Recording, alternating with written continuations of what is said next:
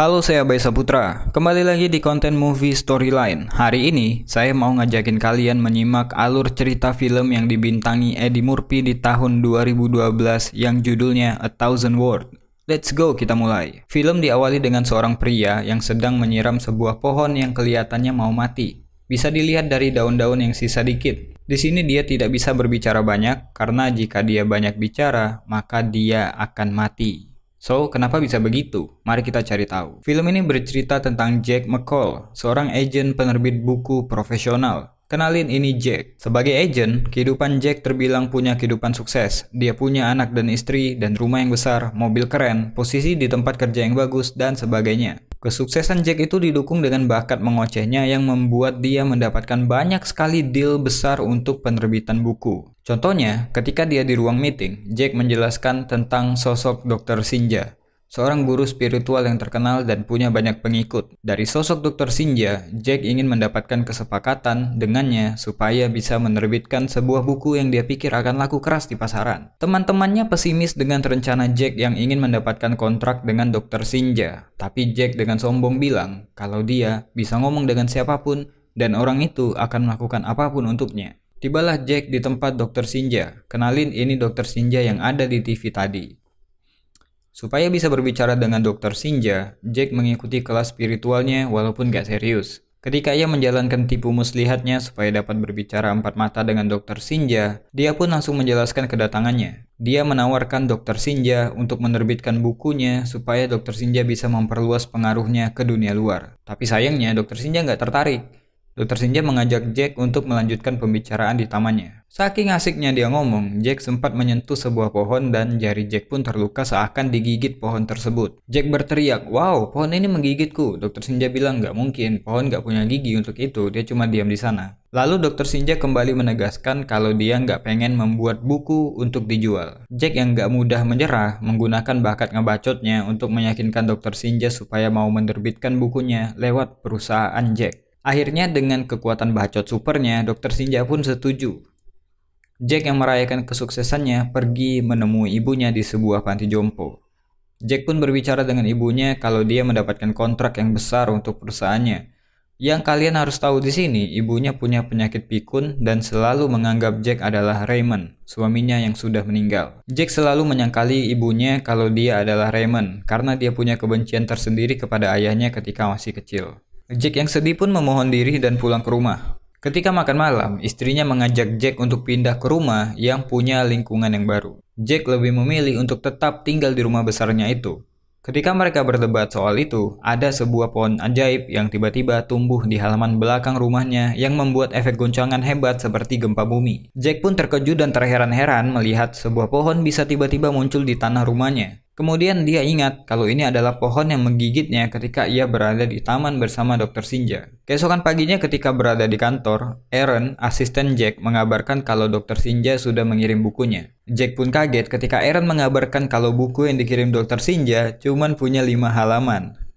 Dia pun langsung pergi menemui Dr. Sinja dan bertanya tentang buku yang cuma punya 5 halaman tersebut. Dr. Sinja bilang, ya memang itulah isi bukunya. Jack pun marah-marah sampai-sampai dia membahas pohon yang dikirim Dr. Sinja padanya. Dr. Sinja yang kebingungan tentang masalah pohon ini pun langsung dibawa ke rumah Jack untuk menyaksikan sendiri pohon yang kata Jack tumbuh dengan tiba-tiba itu. Mereka berdua pun memperhatikan secara seksama pohon ini.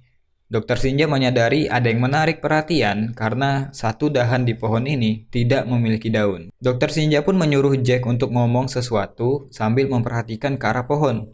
Dr. Sinja berkata, "Wow, this is amazing." Jack yang gak mudeng di awal pun akhirnya sadar kalau setiap dia berbicara satu kata, maka akan ada satu daun yang gugur dari pohon itu. I want my baby back, baby back, baby back. I want my baby back ribs. Shit! Dr. Sinja berpikir kalau Jack dan pohon itu terhubung atau terkoneksi satu sama lain. Jika Jack terus berbicara, maka pohonnya akan kehabisan daun, dan jika daunnya habis, maka pohon itu akan mati. Mungkin begitu juga dengan Jack. Jack yang gak percaya tahayul itu pun memutuskan untuk menebang pohon itu dengan kapak. Tapi ketika itu dilakukan, dirinya pun terpental jauh dan tubuhnya punya luka goresan. Jack memaksa Dr. Sinja untuk memperbaiki ini semua, karena ini adalah pohon yang berasal dari tamannya. Tapi Dokter Sinja bilang kalau ini adalah kali pertama dia menyaksikan kejadian seperti ini dan gak bisa berbuat apa-apa. Yang bisa Dokter Sinja lakukan adalah pergi ke Bolivia untuk menanyakan hal ini kepada temannya yang lebih ahli. Tapi dia butuh 3 hari sehingga dia menyuruh Jack untuk tetap diam sampai ia kembali dari perjalanannya. Karena daun di pohon itu kurang lebih ada 1000 daun lagi yang tersisa, akhirnya Jack setuju untuk itu. Keesokan harinya dimulailah hari baru untuk Jack McCall. Dia nggak lagi jadi orang yang banyak bacot, tidak ada lagi ocehan-ocehan yang keluar dari mulut Jack. Dia mulai berkomunikasi dengan bahasa isyarat, seperti memesan kopi di Starbucks, ngomong dengan terapisnya pakai bahasa isyarat, bahkan ketika di kantornya, dia juga nggak berani ngomong sepatah kata pun. Sial buat Jack, hari itu di kantornya kedatangan seorang tamu penting dari Prancis. Atasannya menyuruhnya untuk menceritakan kesuksesannya atas kontrak buku bersama Dr. Sinja. Tapi Jack cuma bisa ngomong sepatah dua patah kata yang membuat atasannya terheran-heran. Ditambah lagi di rumahnya, ada sepasang tupai yang bermain menaiki batang pohon.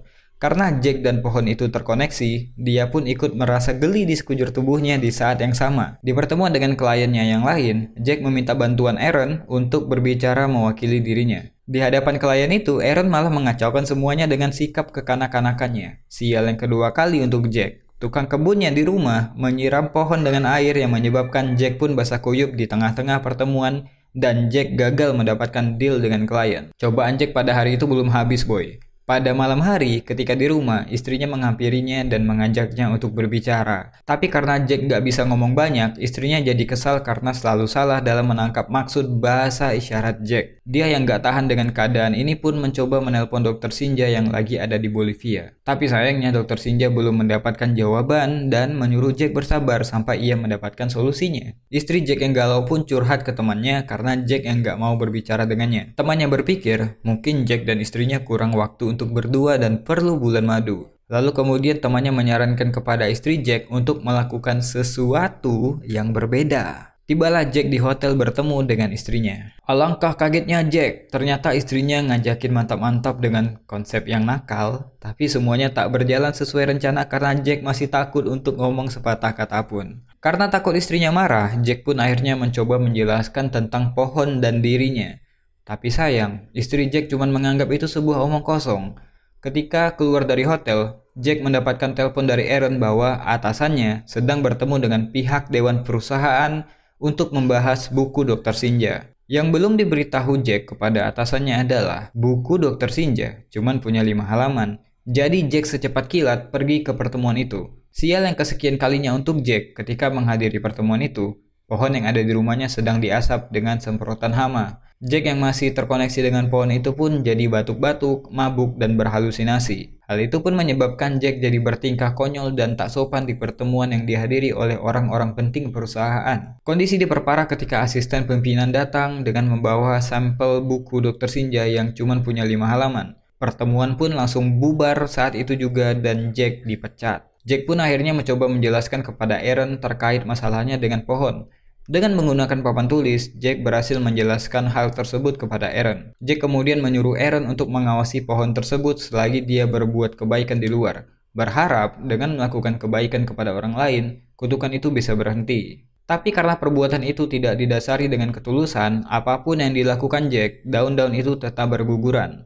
Karena kejadian di hotel dan komunikasi yang tak baik lagi, istri Jack pun meninggalkan Jack sendiri di rumah dan membawa anaknya pergi. Jack pun akhirnya bertemu dengan Dr. Sinja dan menjelaskan semua kesialan yang menimpa dirinya karena pohon itu. Rumah tangganya hancur, dia dipecat, dan kondisi kesehatannya menurun. Dr. Sinja pun gak dapat jawaban terkait hal ini. Dr. Sinja hanya bisa menasihati Jack untuk mencari kebenaran tentang dirinya sendiri dengan menggunakan waktu yang tersisa.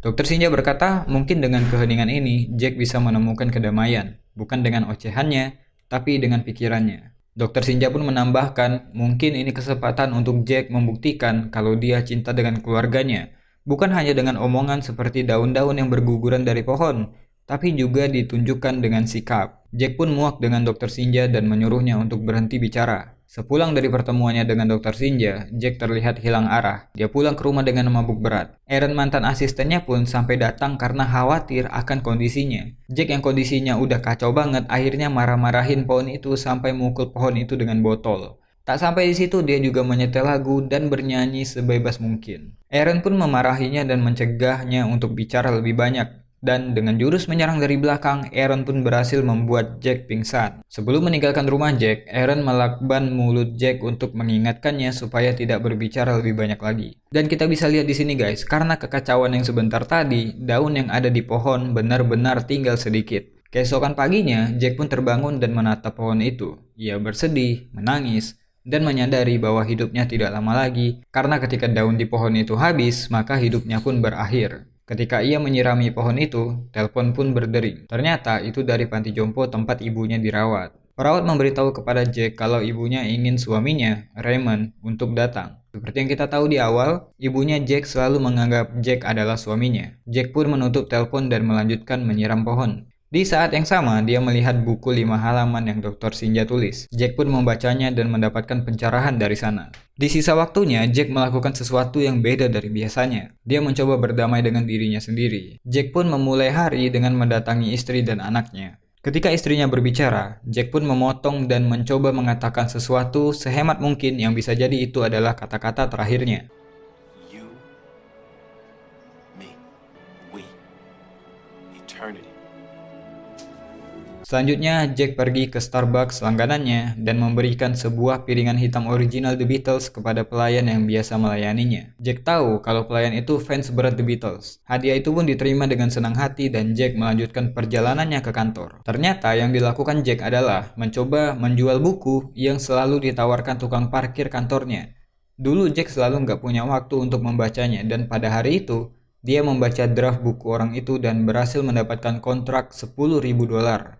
Orang itu pun senang bukan main. Di hari itu dia juga pergi mengunjungi ibunya. Kali ini, ketika ibunya menganggap Jack sebagai Raymond, suaminya, Jack nggak menyangkal hal itu seperti biasa. Jack memilih untuk mengiyakan anggapan itu dan mulai duduk mendengarkan cerita ibunya dengan seksama. Hal yang nggak pernah dia lakukan sebelumnya. Ternyata ibunya cuma mau cerita ke suaminya yang sudah nggak ada kalau dia beruntung punya Jack. Dia mungkin nggak bisa bertahan tanpa Jack. Dan Jack adalah alasan dia hidup. Sampai akhirnya dia sadar kalau yang di depannya adalah Jack anaknya, bukan suaminya. Setelah itu pun Jack pergi dan bilang kalau dia cinta banget sama ibunya.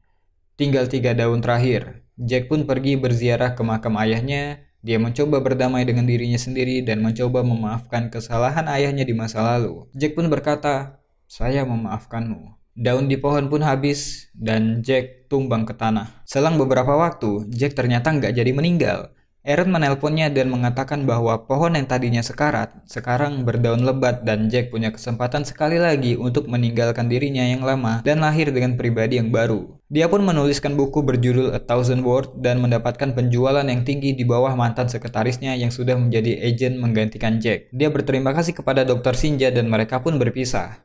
Di adegan terakhir, Jack memberikan kejutan kepada istrinya dengan membeli rumah yang istrinya sarankan untuk Jack di awal cerita. Istrinya pun senang, mereka kembali hidup bersama dan happy ending.